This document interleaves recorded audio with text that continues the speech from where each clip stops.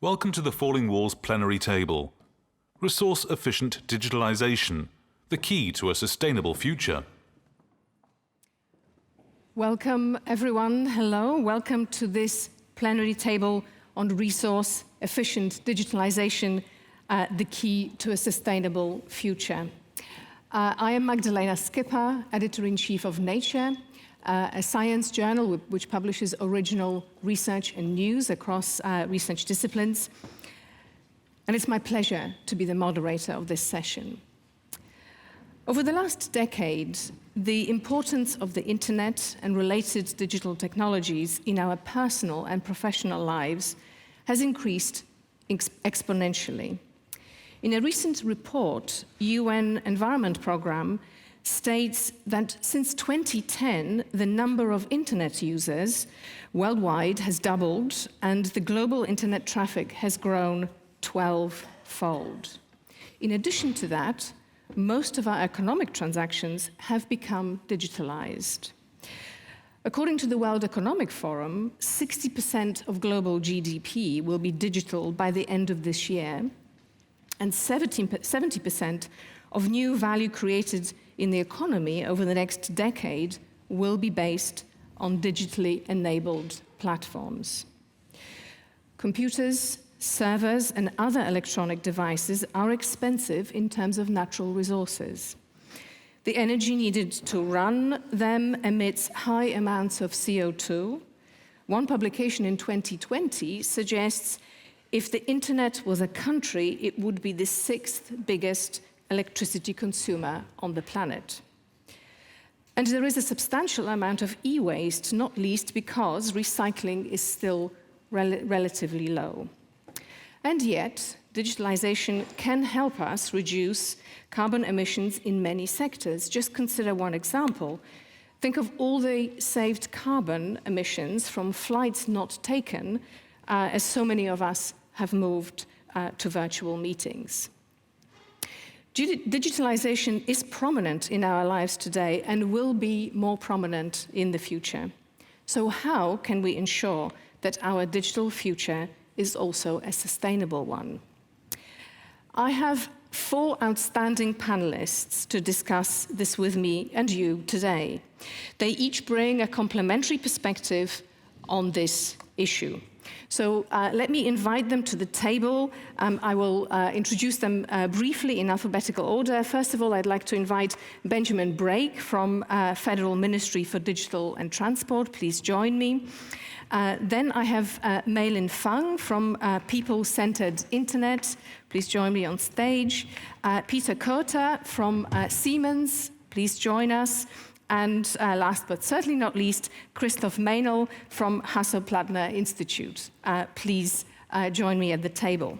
So as they take their seat, let me remind you that I will lead this panel discussion for about 30 minutes, after which there will be 10 minutes or so for questions from you who are with us virtually, but also from you in the audience. And Adam, who's over here, will help us manage the questions with that. And then I will bring the discussion to a close with a brief summary. So welcome to all of you on the panel. Thank you again. So let's frame our conversation with some basic examples. Briefly, I'm going to ask each one of you to give an example. What do you think of digitalization? When you think of digitalization, what examples come to mind? Can you give us a couple of examples? Mei-Lin, please. I think I want to bring up one of the most controversial, which is mass outreach and communication between everyone. As chair of the People-Centered Internet, I think people have to be much more part of digitalization, and our participation in it is needed for many, many things, but also energy-efficient digital systems. I would also say the supply chains that currently support us have not been designed with energy efficiency in place, and we need to pay attention to that. Thank you. Christoph, a couple of examples from you. In the back of our life, in the industry, in the government regulations, nothing works today without digital systems. So it is difficult to call one example because all is ruled, and when we later on speak about new energy and more sustainability, this will not work without digital systems and digitalization in the back. Thank you. So really interwoven into pretty much everything that we do. Benjamin, from your perspective? Yes, thank you very much. Probably when you ask a broader audience what they think about digitalization, they would probably think it's search engines and social networks, which is obvious. What I'm trying to do is always actually to explain that it is so much more than just social media and search engines. I personally think of all the potential which we could actually harvest if we would digitize our health systems. Not only in terms of better cure for people, but also in terms of better R&D possibilities. So, and apart from the digitization of the health system, for me, as I come from a ministry, the digitization of especially public services is of core interest. Also something I think which is important for a wider public. Thank you. Thank you very much. And of course, some of to some extent, the examples you gave are already in place, but you clearly expressing a hope that that direction continues. Peter, from your perspective, a couple of examples? Absolutely. Look, in the B2B world, nothing works without digitalization. I'll give you 3 examples. One is smart grids. We know that the amount of renewable energies is going to be 7-fold in the next years to come. So we need to be smart of combining, of course, energy generation, energy consumption, and couple that smartly. Doesn't work without digitalization. Second example is, we talk all about carbon emissions. How do we know how much that is? For example, if I take my phone, do you know that this phone actually, we did a calculation, is about 50 kilograms of CO2. Is that much? Is that not? We don't know. But we need to do the calculations, so we need to have the digital tools in place to determine our carbon footprint, each of us. And the last one, really, which is a little bit more aspirational, but this is where we're taking it, is really taking it into the digital twins and into the metaverse, which I know it's a lot of conversations. But for example, since we're in Berlin, we're building an entire new city district called Siemens Stadt Square, where it doesn't exist today, but we already digitally designed it, optimized it, so by the time we implement it, we know it's going to be carbon efficient. We know that all the flows in the city or in the district will be optimized. So all of that is impossible, absolutely impossible without digitalization. Thank you, and I hope we come back to your example of the city digital twin, a very interesting example. So in effect, you have just led us into my next question for you, and that is, so is digitalization a climate saver or climate killer? I know you just called into question, are these absolute numbers a lot or little? And of course, they have to be considered relative to other emissions. But the way, what we are discussing here in the panel is the potential of digitalization to lead us into a sustainable future. So is it a friend or is it a foe? Where do you think? I'm going to go around in this direction since you sort of touched on the question already. I know that right now we have a conversation about the cloud and being energy hungry, which is all true, and about cryptocurrencies and all of that. If you take the studies, obviously from a scientific perspective, but also on commercial side, what that suggests is 1 in 10. It's an average of 1 in 10. So digitalization is 10-fold more beneficial than actually it produces in terms of, or consumes in terms of energy. So studies would suggest that between 2 to 4 to 5% maybe of greenhouse gas emissions is related to all the ICT, so information communication technology. I'm not talking about recycling, I'm just talking about energy consumption. But there's other studies that suggest that all the carbon savings, 40% of that, are linked to digitalization. So that leads me to, on a very high level estimate, obviously 1 in 10. So I believe that actually the discussion, of course, is always about being more energy efficient. And by the way, coming from business, always the question is, of course, how you can save money, how can you reduce carbon emissions, not to abate too much, and so on. All of that, everybody's trying to. But I really would love to have the conversation about the potential and what else we could do, because 40% is just the potential which we have to realize. Very good point. A potential to realize and to tend towards.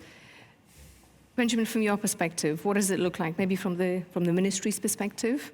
Well, friend or foe? Yeah, you ask friend or foe. I would say it depends. If done in a holistic approach, it could probably be a friend. There are certain studies, I mean, there are so much studies around the benefits of digitization and what we could probably harvest in terms of sustainability. One study, for example, from Bitkom says that there could be a savings of 35% of CO2 equivalent by 2030 if digitization is done in a proper way. But the problem is there is no single way in doing it in a holistic approach. B2B might be different than B2C, for example. When you are actually running a data center, you might ask yourself different questions than when you're running, I don't know, a small and medium-sized company. So everyone should actually take the question of how digitization could, first of all, become itself more sustainable, but then also contributing to sustainability. That question has to be answered in the concrete context. Absolutely, really, really important points. And of course, in pretty much every walk of life, we know that one size doesn't fit all. And so you talked about that context, knowing how to do it in the right way. And perhaps I will open it up for you to comment on this as well. But Christoph, from your perspective. When you look to the SDGs, to the Sustainable Development Goals, there is no technology which could provide so much success like digitalization. So from the 13 of the SDGs are immediately connected to to use digitalization technology. So also for climate sustainability considerations, digitalization can help a lot. If you look to the past world when energy was produced, it was 5-6 producer and the nets need to be stable and this 5-6 need to be controlled. Now we have 100,000 with all these windmills and solar pads. And without digitalization, it's impossible to hold the energy net stable.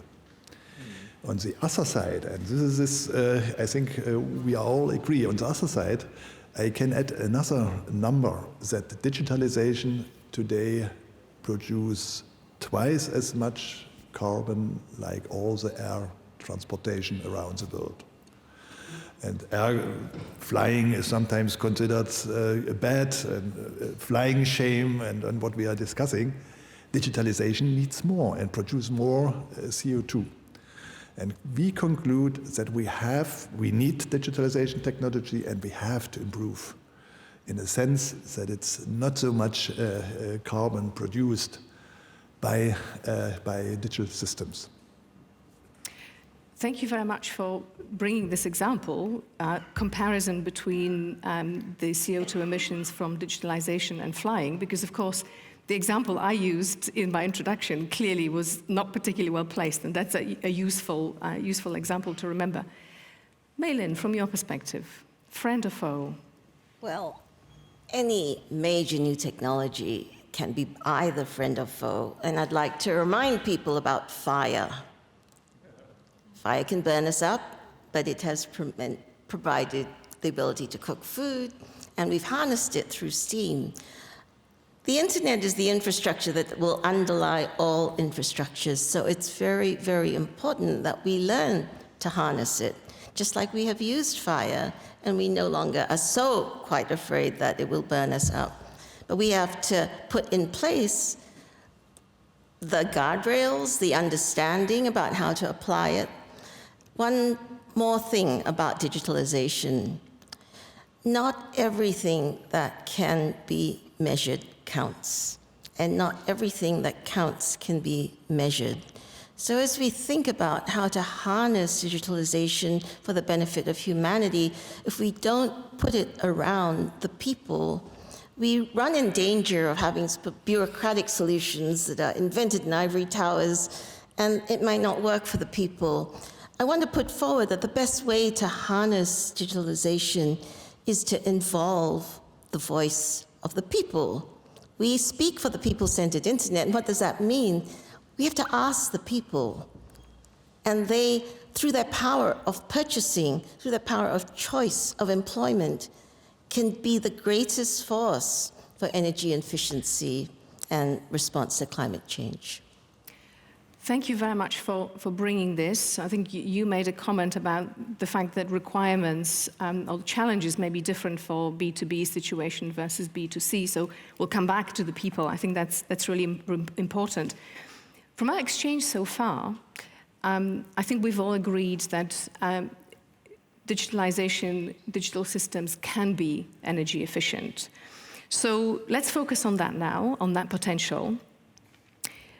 Which clean IT solutions, thinking about today, for example, AI system or digital twins, which you've already mentioned, are available today that are genuinely useful in today's context, and to what extent they're actually being subsidized to deliver on the promise.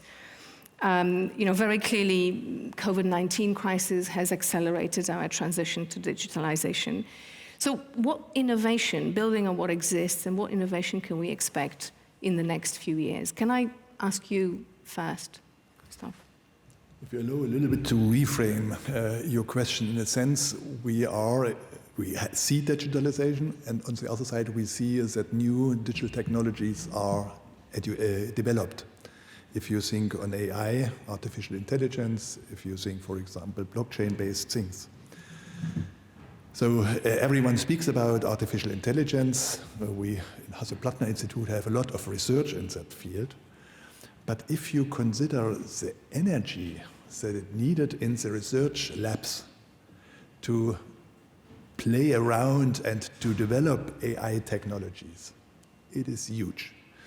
To train, the deep learning, that's the most successful AI technology. It is an artificial network of neurons, 100,000. They are trained. For example, they are shown images and they get explained what could be seen on the images. You do this 1,000,000 times, and 1,000,001 image you show without explanation, and the system gives an explanation, which is quite good. To train such an AI system is the same amount of energy is needed, the same amount carbon is produced, like in the life cycles of 5 cars. 5 cars, production, driving, bringing it away. One training of such an AI infrastructure. Immediately is clear, this type of technology we cannot apply in a broad way in industry. So, and we look for conclusions that the research has to done a lot to improve such systems. So what we try is to come with such structures, with such convolutional networks, is a name which need less energy, to also use this new type of technology in a broad application in industry, in the society. Because, for example, if you look to the health system or to other systems, it could provide a lot of advantage and good things. But in the status we have it now, it cannot be enrolled. And same is true for blockchain. Too costly. So can you give us a sense? Not costly. Costly, we are a rich society. Too much energy need and too much carbon producing, so that's disturbing our environment. That's what I mean by costly in that sense, not right. in a pure financial sense. So can you give us a sense, just as a follow-up question, you say that you're actively researching for developing these AI learning, machine learning approaches which are less energy hungry. How fast is that research progressing? So the typical, these neurons perform a small mathematical operation, like a vector operation. And it's done with 32-bit architectures. And what we try is to use 1-bit or 2-bit or 4-bit as a low-bit number architectures and try to reach the same accuracy.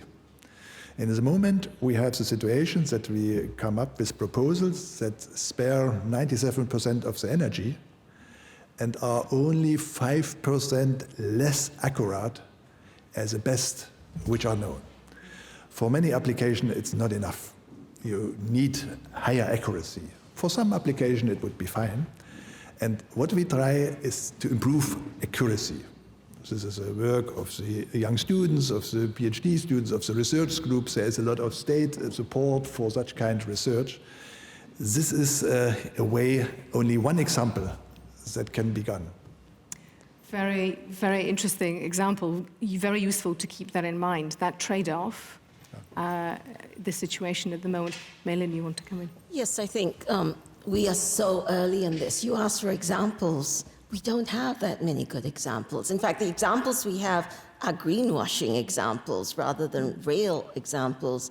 So I think the EU research funding, the Department of Energy in the United States, needs to put more attention to us and is beginning to, but that research is just starting. So Hasso Plattner Institute and my organization, People-Centered Internet, put policy briefs for the German G7 presidency about clean IT. And the thing is, it's at the policy level, it hasn't rolled out. We are so early in this journey. So we need to pay much more attention to it, but we also must be aware of the danger of digitalization as colonization.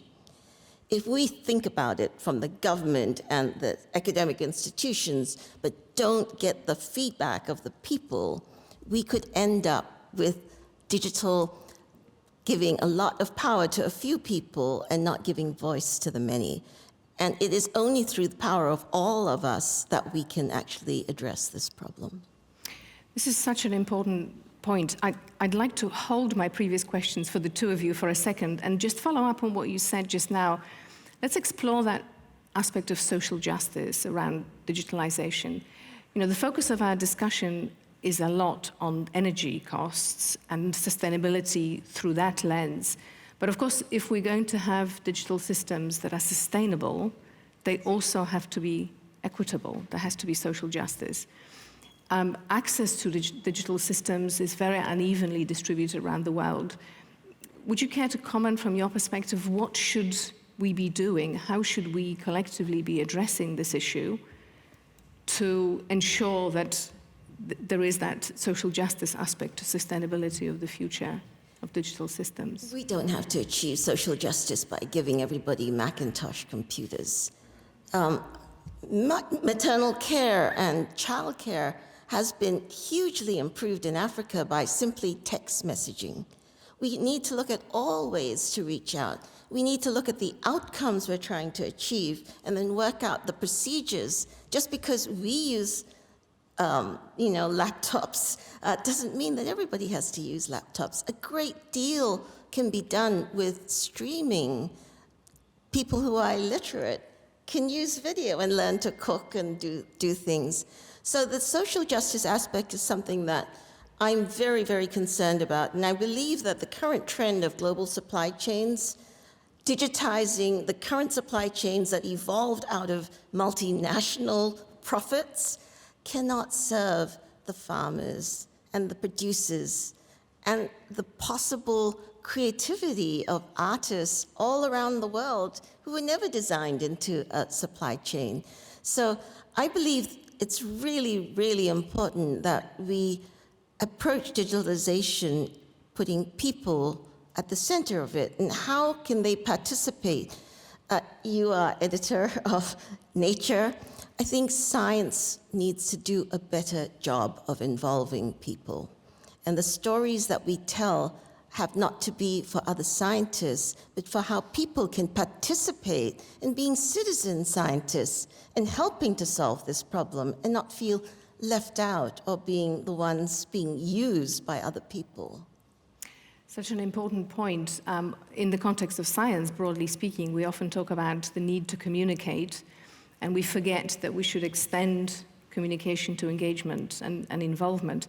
But your other examples were also really powerful about streaming, for example, reaching individuals who are illiterate or otherwise have difficulties reaching information. Of course, mobile telephony in so much of the global south is already such an example of success very clearly. So if we can come back to my previous questions, we heard about the cost, effectively, from an energy perspective, the cost-benefit ratio.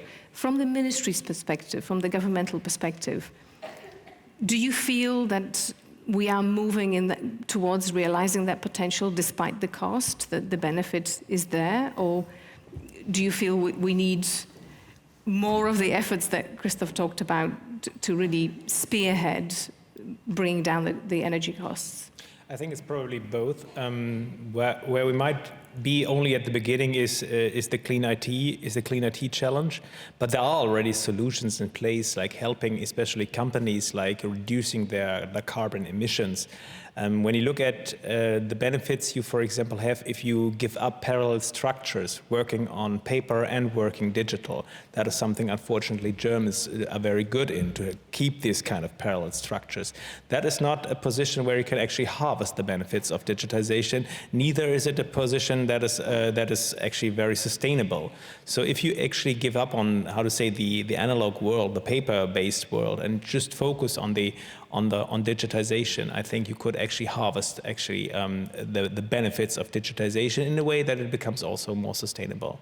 Also, when you look, and I started my contribution here saying that you always have to look at context. When you look, for example, at companies, small and medium-sized companies, when they deploy sensors in their products, for example, in their fabrics. When they deploy sensors, they're more able actually to see where energy is flying to, is actually going to. They could actually monitor in a way of predictive maintenance also their machines. That also helps tremendously in saving energy. So whereas we might I would not actually say it the theoretical concept. It's not where we are only at the beginning when it comes to clean IT, and where we might need also some more push for R&D. There are already solutions, and very, very, how to say, low base solutions on the table to actually help companies to save energy, and in that regard also CO2. Thank you. That's quite an optimistic, promising view. Well, with the parallel structures, I'm not so optimistic, but I should remain optimistic. Perfect. So let's come back. You earlier mentioned your example of digital twin. Can you speak to how useful, in terms of, again, cost-benefit, because we heard it's still very costly, although we have that sound of optimism in terms of there already being a promise for clean IT. What's the benefit in a situation like the digital twin of the city? Yeah, it's huge. I mean, in this case, we are just about to build the city over the next, let's say, 5 to 10 years. But let me give you an example where we just built actually just that very factory that you alluded to. So we had a factory that we rebuilt 50 kilometers away, which we first built completely digitally native, so as a digital twin. So what did we do? We designed it, we put in the machineries, we looked at material flow, we looked at the workers, where would they work, how would they operate the machines. We had give them the say of actually how this works. So truly, they knew what would be coming. We could take their ideas already and build it in. And we did more than 1,000 iterations of, is this good enough? We could simulate it back and forth, back and forth. When we built that factory, which we just inaugurated in July, this factory was already 20% more productive from the get-go. This factory is using 6 million kilowatt hours less, 3,000 tons of cubic meters of water, and so on and so on. So it's not only just more, let's say, cost-effective, but it's also more environmentally friendly, simply because we've been able to simulate the things over and over again. Now, the good news, and the best is yet to come, is once you have your digital twin and you connect it to the real factory, you have both that run in parallel. So all your machinery is sending the data back into the digital twin. The digital twin already had simulated of how often the machine would work, when it would break down, and you get real-life feedback yet again. Out of that, you build a virtuous, for German is always difficult, but a virtuous cycle in terms of, positive reinforcement loops that this becomes better and better. So you feed back into the digital twin. And what's great about this is you can go now time travel back and forward in time, because we can look backwards what has happened if a machine is broken down So why did this happen? We can take all the data from the sensors and all the machine vision, everything that was there, but we also can then simulate and look into the future. So we believe this is, as a matter of fact, a huge game changer for everyone. Now you may say, well, is that then for those guys with deep pockets and actually only the big corporates that can really afford this? Let me tell you, it's actually quite the opposite. The startling fact there is that for those, exactly that have proven processes that are most of the time paper-based, that inertia is huge to overcome.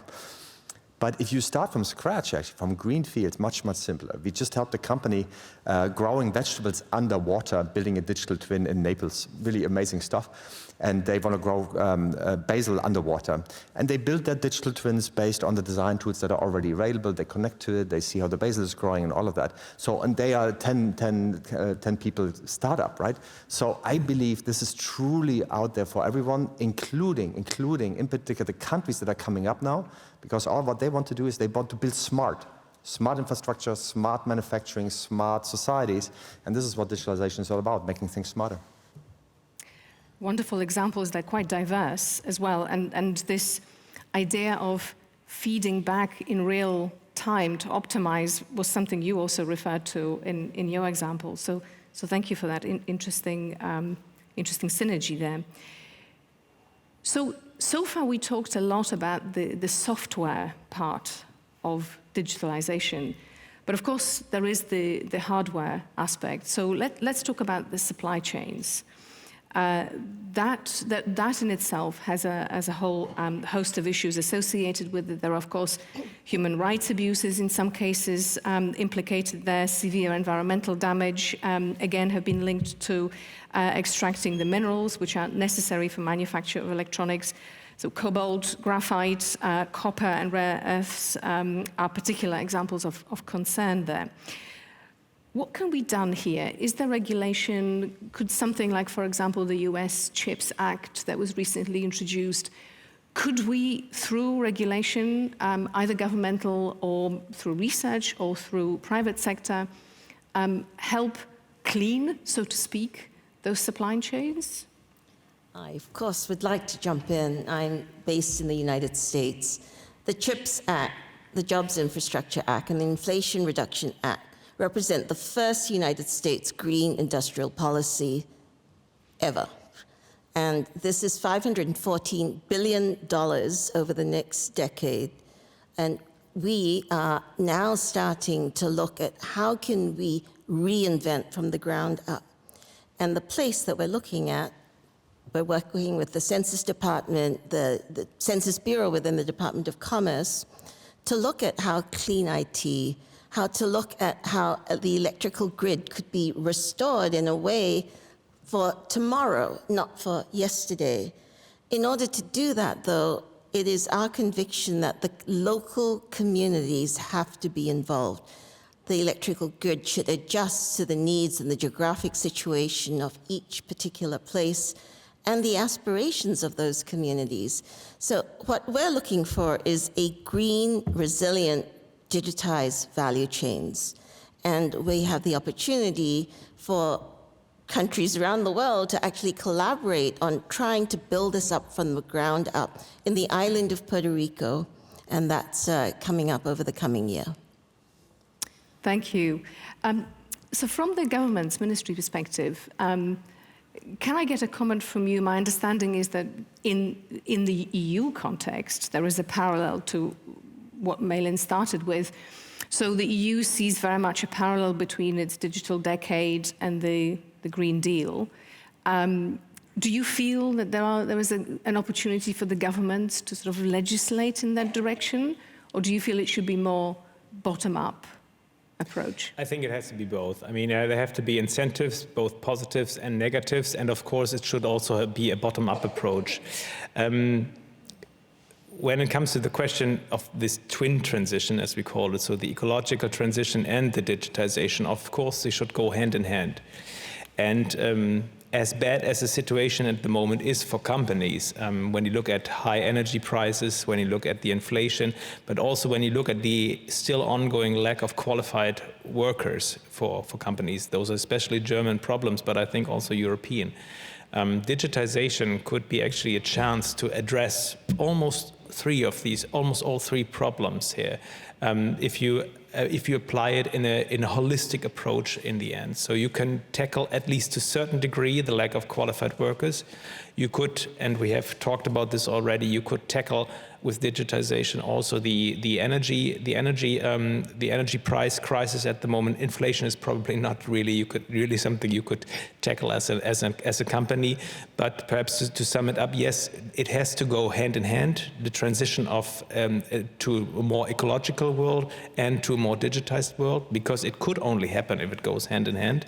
And we need positive and negative incentives. So far, I think the pressure on markets is at the moment so huge that we could actually, I'm a bit reluctant, you might realize I'm a bit reluctant to actually say there's something positive with these high energy prices and with the inflation going on and with the lack of with the shortage of qualified labor.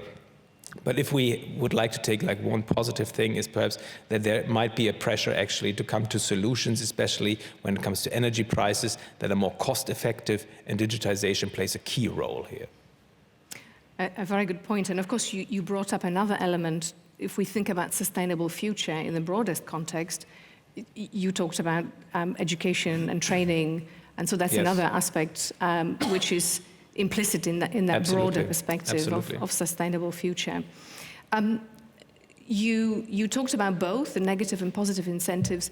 What about green certificates? Do you see that as important in the future? Sort of.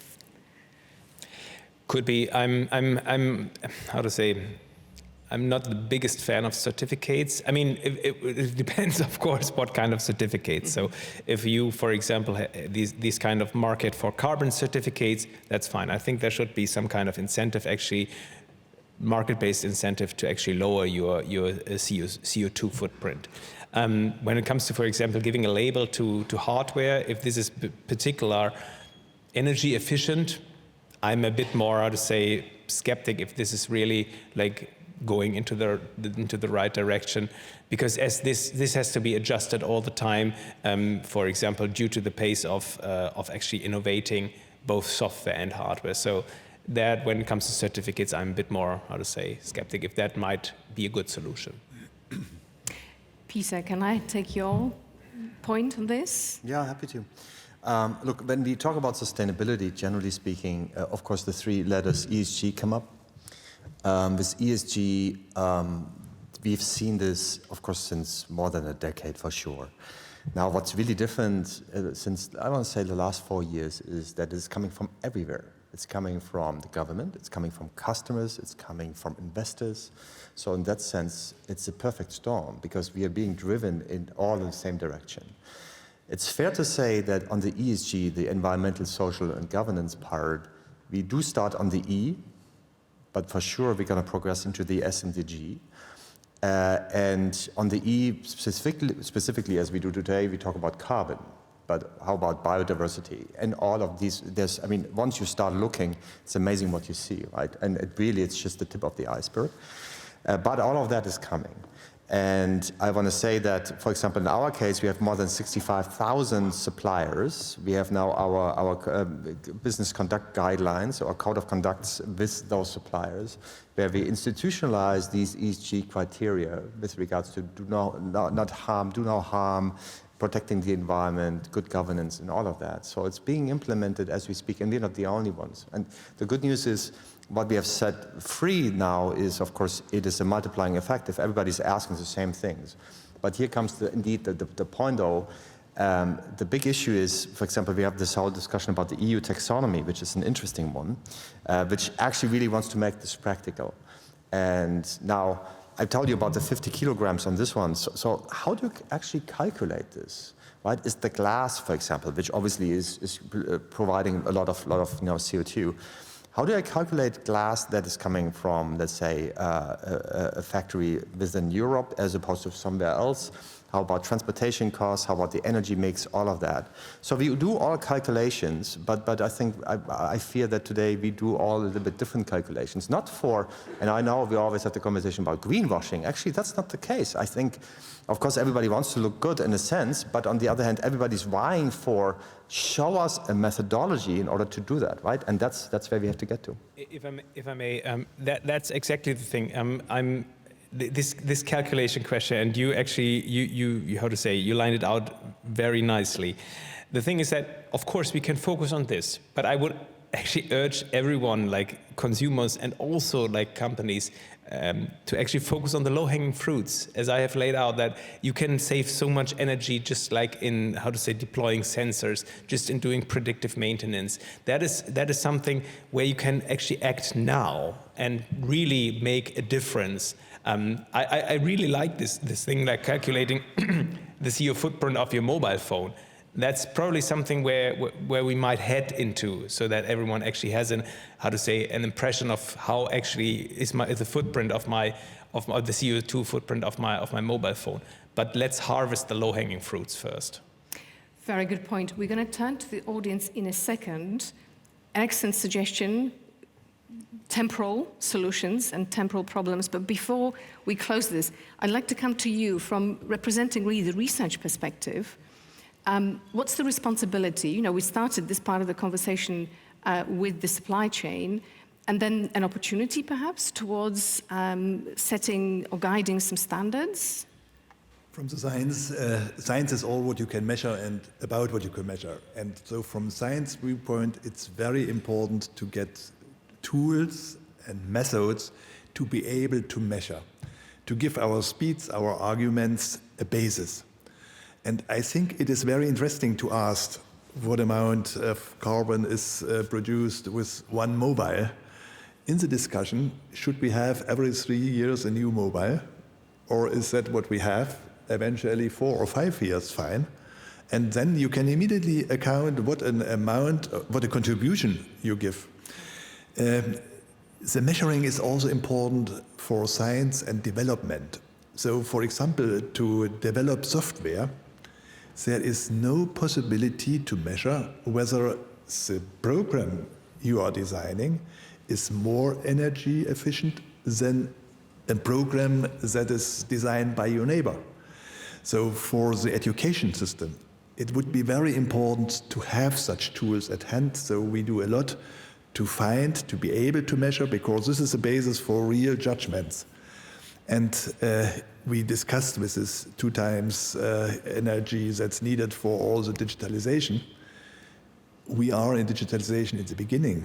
If we think on the development of Internet of Things, which is the basis for the digital twins, then there are sensors anywhere, sensors that need energy for getting the values from the environment and transporting it.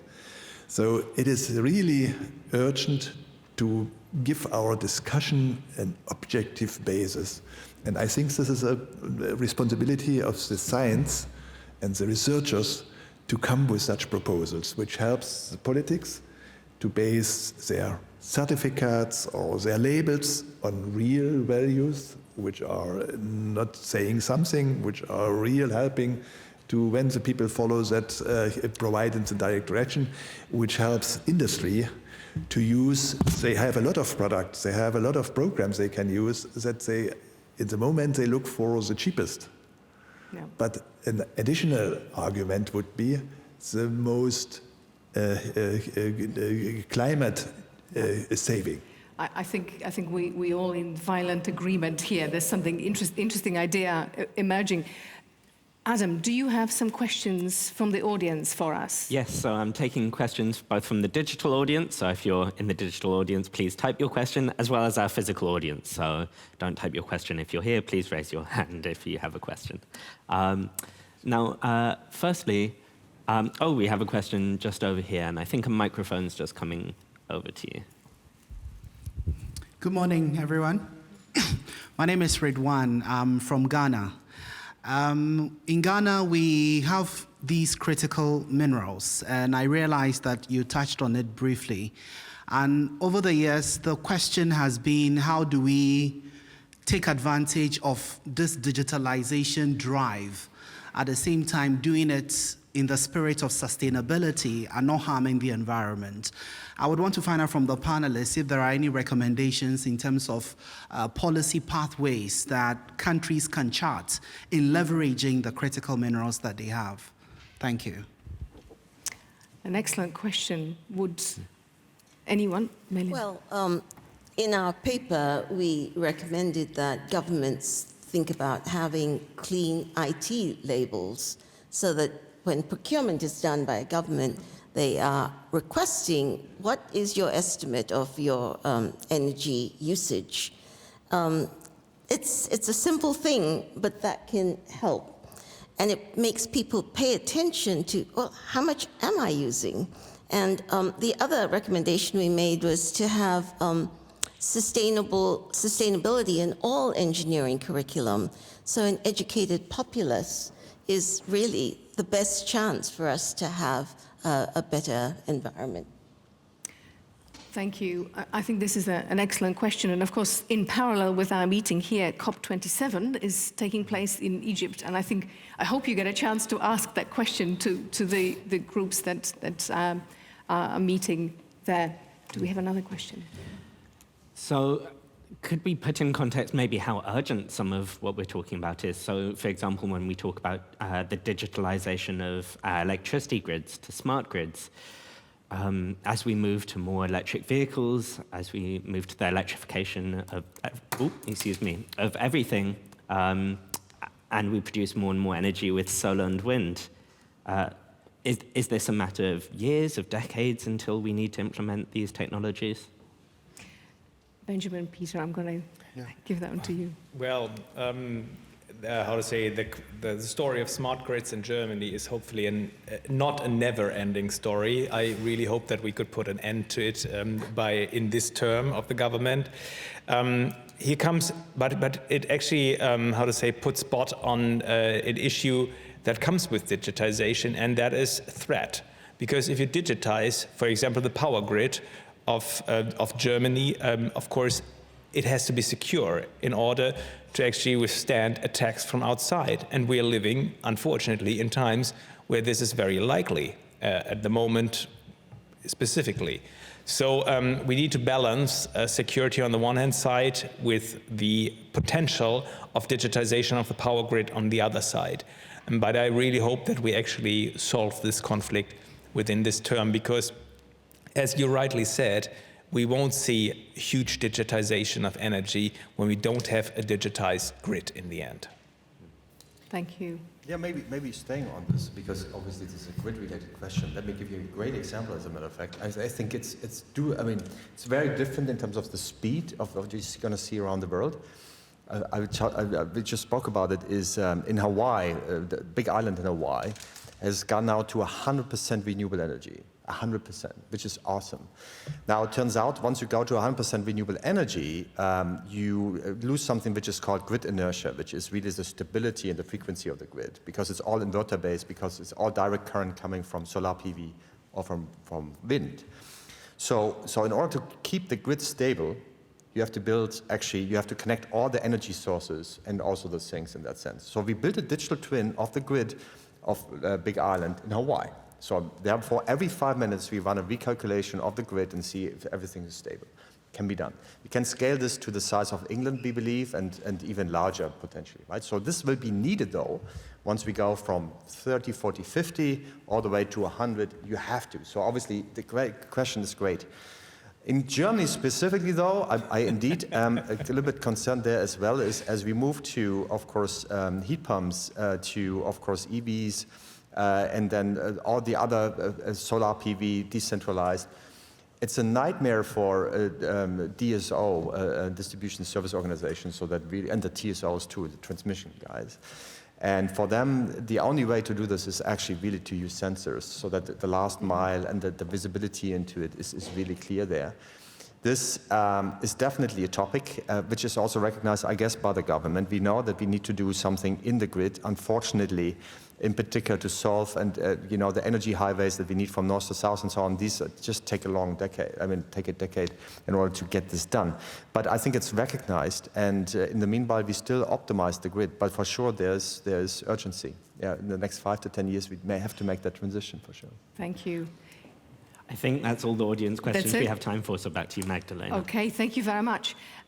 It's been a terrific discussion and really interesting. I think we've had some caution and some optimism quite a lot of optimism actually, despite clear recognition that digital systems are costly. We cannot deny that. There is active research going on to make them less costly in energy perspective. I think very beautifully we naturally touched on the fact that sustainable future through the digital systems is not just about lowering CO2 emissions, it's about being more inclusive, it's about looking at the potential of these systems to reimagine our education and training as well, so thinking about sustainability in this holistic way. Very interestingly, I think we identified a real need for developing some standards and common language. What do we mean when we say something is costs that much in terms of emissions? What are the parameters, brackets around this? And while you, Christoph, talked about research communities specifically leading the charge here, I would like to propose that this could be a collaboration with governments and the private sector and the civil society, because of course that can be very. You want to add something? So in fact, we are before the table. We are cooperating. Absolutely. Our institutions. Exactly. So we have a close relation. It's a wonderful international initiative with this Internet of People. Siemens is a company with a very broad spectrum of activities, particularly on energy, and the ministry now is a responsible, first time, a responsible ministry for digitalization. And of course, this panel is no coincidence. You were brought together for a reason. So thank you very much again. One final thought, of course, let's keep in mind that all the solutions and all the challenges that remain to be solved have to be considered through a perspective of time. So there are some things which we need to focus on today and some things which will remain to solve tomorrow. Thank you again to my panel. Thank you.